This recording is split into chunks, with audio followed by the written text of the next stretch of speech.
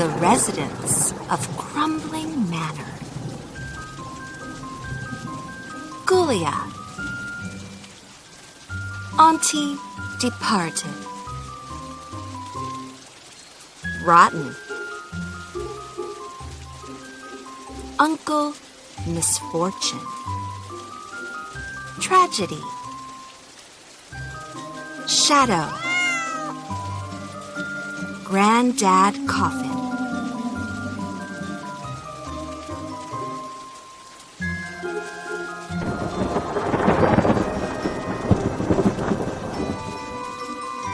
The residents of Fancy Manor. Auntie Witch. Mayhem. Danger. Dilbert. Bartinius.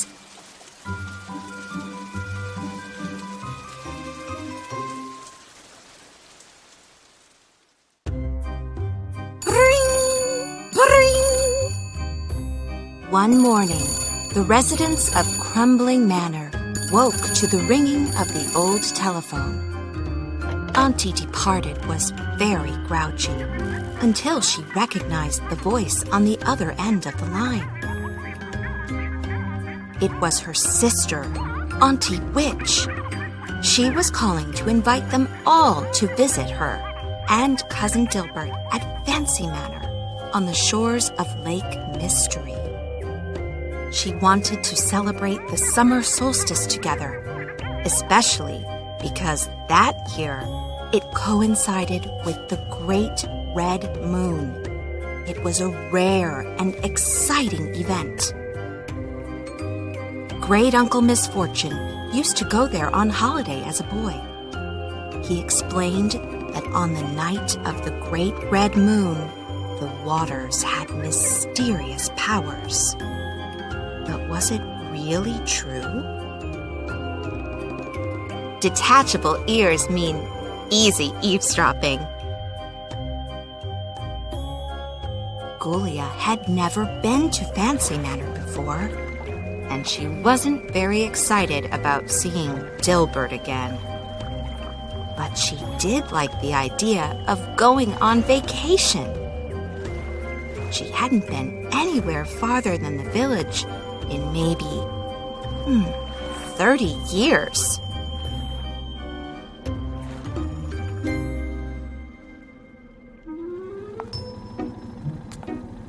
Three days later, they were ready to leave.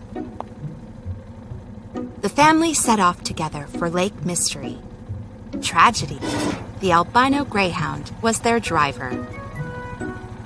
Uncle Misfortune grumbled that they should have left at night, but Auntie Departed had wanted to do it the way living folks did. We set off at dawn, even if we are dead. Granddad Coffin's old ice cream truck. There is nothing better than a chilled compartment to maintain Auntie's wrinkles. Repainted so that no children approach for ice cream. Blacked out windows to avoid being seen.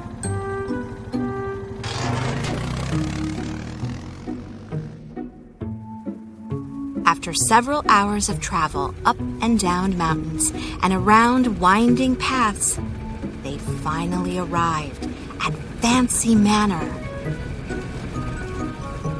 Fancy Manor. Lake Mystery. Auntie Witch and Dilbert welcomed them at the door. The aunties were overjoyed to see each other again. They hadn't spent time together since they were alive. Dilbert tried to carry the guests' luggage to their rooms, but he struggled up the grand staircase. He was not exactly used to hard work. Dilbert, the pack mule. Lord Otto, a friend of Auntie Witch. After they had settled in, the family went down to the lake to enjoy the afternoon and take a dip. The auntie sunbathed while Dilbert showed off his diving skills. He got everyone's attention, and then he splashed clumsily into the water. Dilbert re-emerged covered in muddy weeds and missing an arm. Thankfully, Tragedy managed to track it down. He's a much better swimmer than Dilbert. Bartimius doesn't want to swim. Who knew Dilbert was into yoga? At that very moment, a car pulled up to the manor's gates. A serious and dull-looking man attached something to the railing. After the car drove off, the family emerged from their hiding spot and read the sign. Property to be auctioned. House is currently uninhabited. No known living heirs. The fine print read, In the event of no legal heir making themselves known at the town hall, the property will be auctioned off this Friday.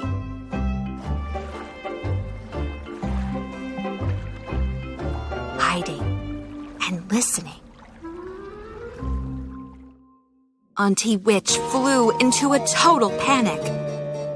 Green sweat started dripping from her pores, and she changed from her usual grayish color to a pale shade of white.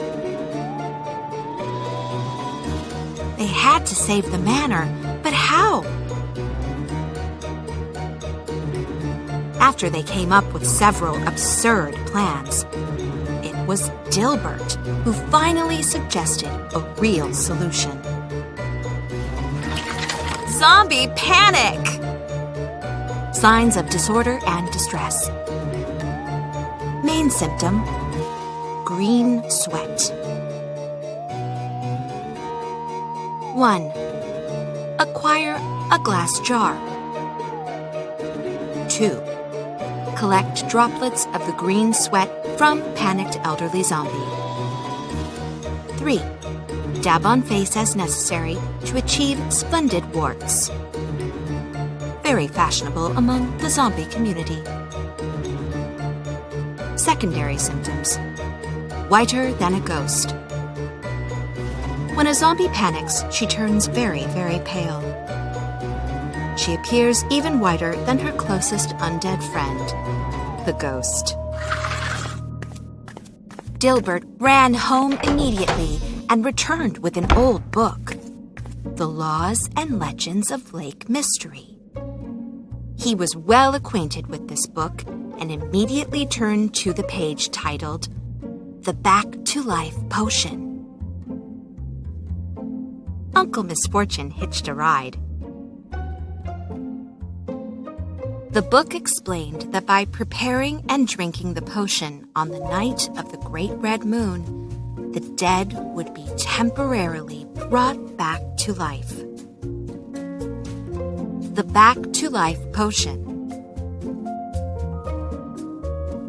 On the eve of the shortest night, lit up by the blood-red full moon, collect magic mint, and you will be able to brew a back-to-life potion.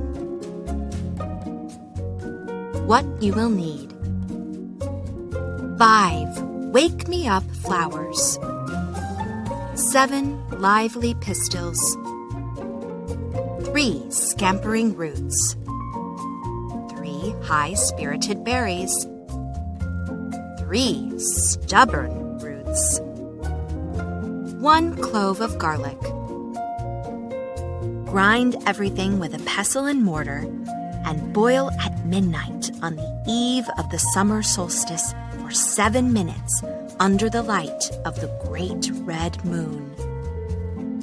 Before drinking, repeat 3 times. Carmina possunt deducere lunam.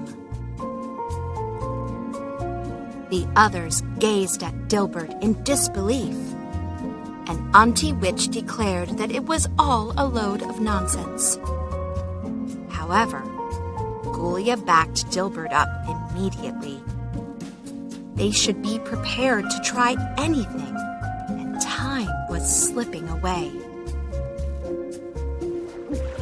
In order to get some magic mint, they would need to reach the little island in the middle of the lake that very evening. At dusk, Ghoulia, Dilbert, and Tragedy set sail. They collected the magic mint and brought it back home to brew the potion.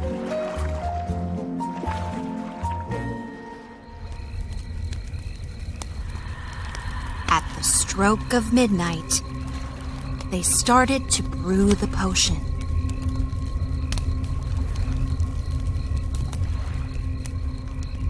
They made a whole cauldron full, just in case. The most important thing was to ensure there was enough for Auntie Witch. She would go to the village and prove she was the rightful owner of the manor.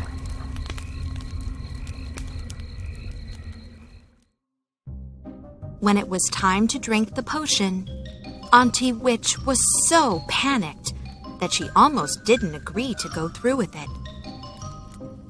But Ghoulia offered to drink it with her. She would come back to life too. They drank it all up in one go. Then they waited and waited. And absolutely nothing happened. Auntie Witch was at her wit's end. Dilbert, she said, this was a completely ridiculous idea. She then stomped off to bed, swearing that no matter what happened, she wouldn't go back to living in the cemetery. Over my dead body, she screamed before slamming the door. Exhausted and worried, the rest of the family trooped off to bed, hopeful that a good night's sleep meant they would have a better idea tomorrow.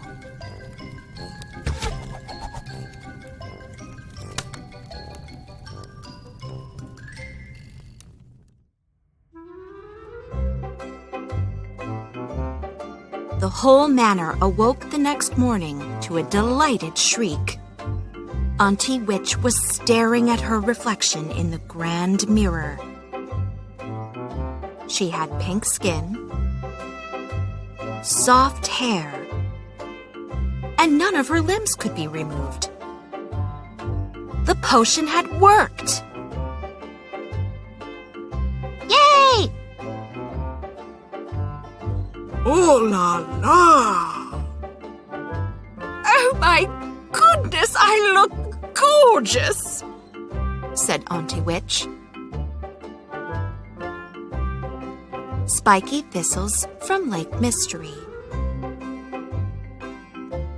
Danger and mayhem. Auntie Witch's feather boa. Meanwhile, a sleepy Ghoulia padded down the stairs, still in her pajamas. "What's going on?" she asked. Everyone turned to look at Ghoulia and gasped. Ghoulia ran to the mirror. A girl with glowing red cheeks and shiny black hair stared back at her, speechless. She felt so alive. Tragedy brought everyone back to reality by pointing out that fashions had changed in the last 50 years. everyone would need to update their wardrobes. He also reminded Auntie Witch to change her date of birth that was included in the paperwork for the manor. Nobody would believe that she was more than 100 years old. 2 of Auntie Witch's husbands.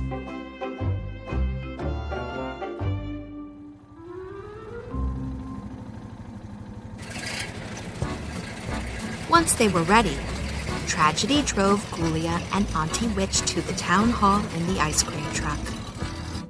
Auntie Witch was nervous, but she walked right in and introduced herself. She said that there had been a mistake. She was the legal owner of Fancy Manor and felt more alive than ever.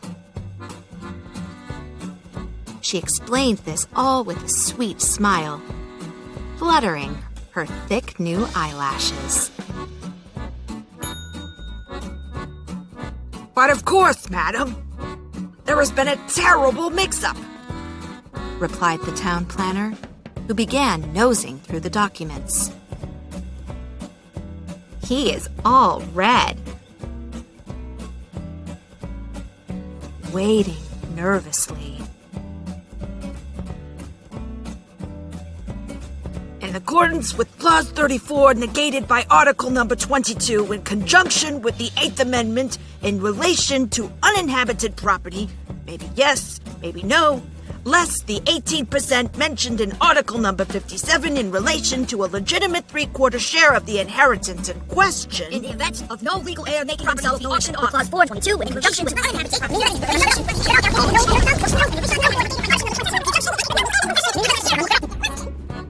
The town planner continued to cite an endless list of ridiculous laws, almost causing Ghoulia and her auntie to die once again of sheer boredom.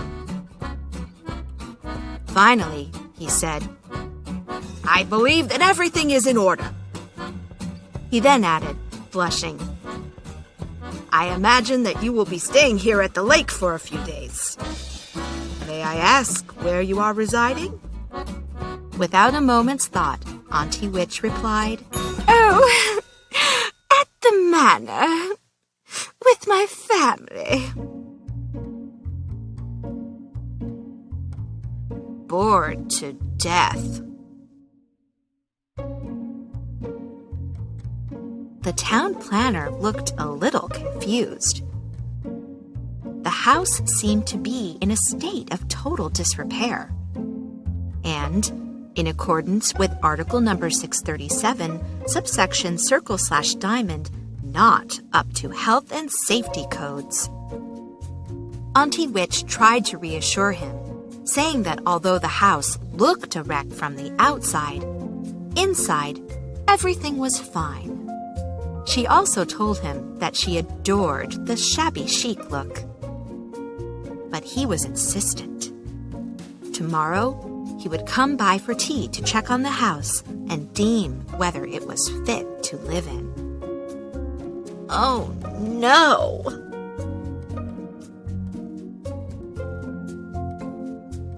Home, sweet home.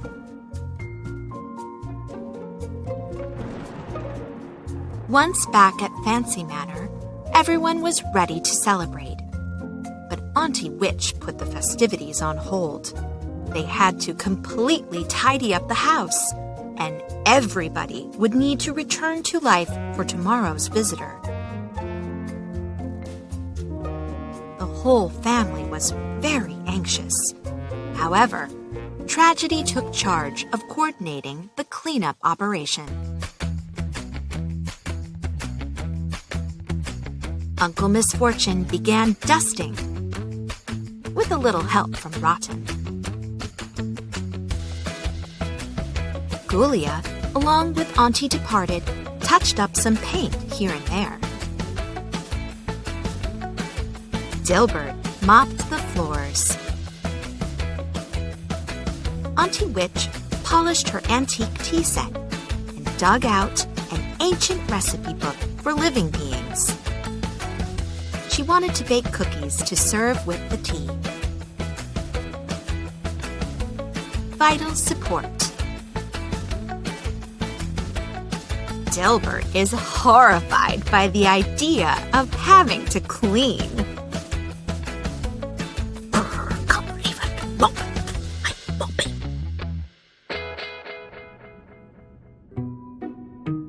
That evening, before bedtime, the family had a toast to drink up the remaining potion. They hoped that everything would go according to plan the following day.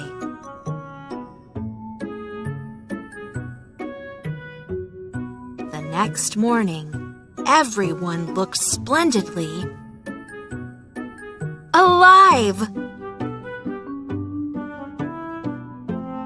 Dilbert, as a young boy.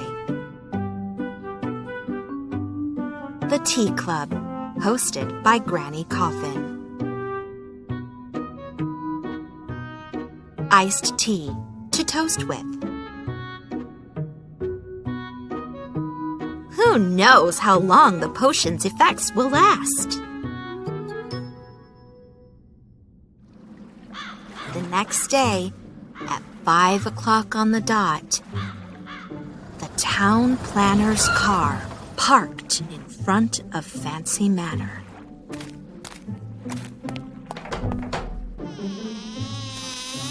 Welcome!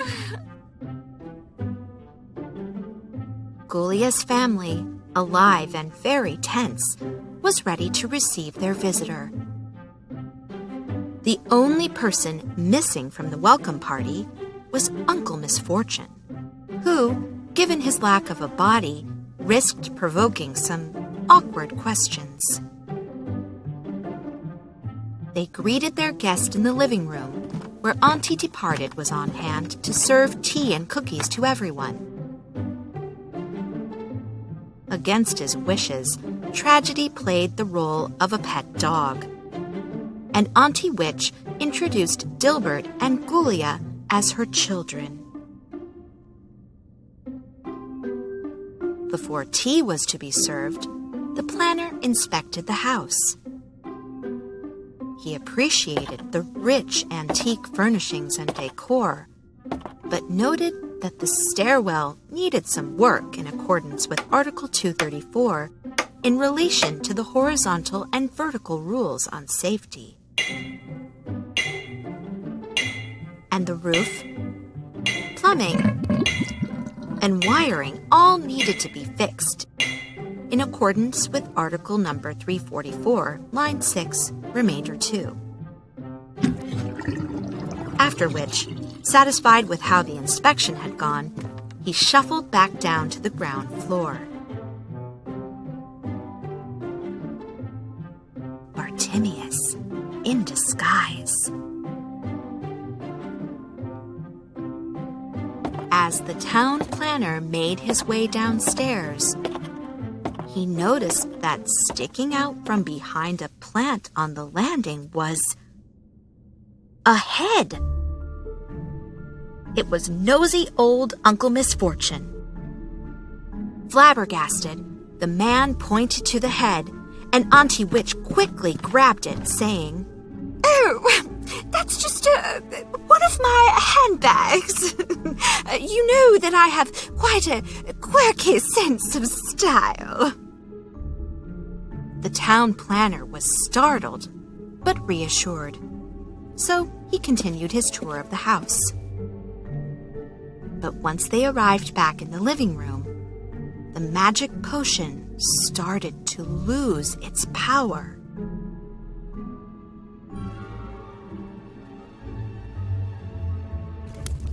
After the inspection, everyone sat down for tea. A black spider crept out of the sleeve of Auntie Departed's dress. It crawled over her hand, which had turned a grayish-purple color, and wandered over the tablecloth. The man caught only a quick glance before Auntie Departed speedily caught the spider and scooped it away. Next, Dilbert's appearance started to falter. His arm, only just restitched after the accident at the lake, was starting to tear off again after he carried the tray of cookies. Auntie Witch tried to distract the town planner from Dilbert's limb. But then, Ghoulia's face returned to its usual pale color, with purple shadows under her eyes. The man, rather worried, wanted to rush her to hospital, but Ghoulia reassured him by saying that she was only suffering a tummy ache, probably caused by eating too many sweets. Thank goodness Rotten is on hand to resew. To wrap up their little party, Auntie Witch announced that she had to leave immediately. The visit finished in the nick of time, a horrific experience, both because it was so anxiety-inducing and so boring. Once the town planner was gone, everyone breathed a deep sigh of relief. It had been a fun adventure to return to life for a bit, but ultimately, they were all delighted to be dead again. A costume party in 1887. Cousin Macbeth posing, and some skinny guy on the left.